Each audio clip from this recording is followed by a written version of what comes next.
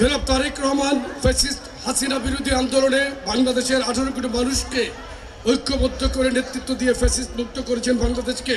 ফেব্রুয়ারির 12 তারিখ আপনারা ফজর নামাজ পড়েই ভোট কেন্দ্রে চলে যাবেন।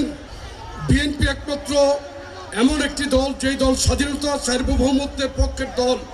বাংলাদেশের মানুষের কথা চিন্তা করেই কিন্তু উনি বাংলাদেশে এসে প্রথমেই বলেছিলেন যে ওনার পরিকল্পনা আছে বাংলাদেশের জন্য এবং এই দেশের মানুষের জন্য।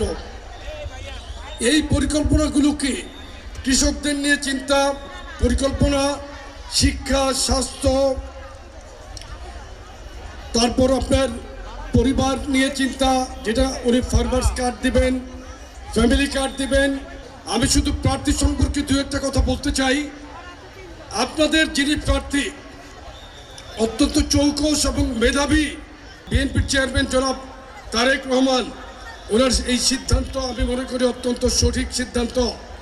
এখানে নির্বাচনে ধানের শীষ প্রতীক যাকে দিয়েছেন, এক সময় তুখোর ছাত্রনেতা, আপনাদের এই এলাকার সন্তান, যাকে আপনারা সুখে দুঃখে এই এলাকায় সবসময় পাবেন।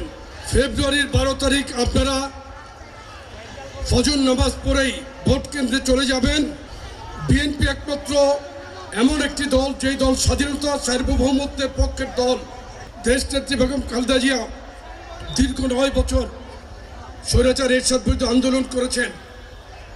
জনাব তারেক রহমান ফ্যাসিস্ট হাসিনা বিরোধী আন্দোলনে বাংলাদেশের 18 কোটি মানুষকে ঐক্যবদ্ধ করে নেতৃত্ব দিয়ে ফ্যাসিস্ট মুক্ত করেছেন বাংলাদেশকে।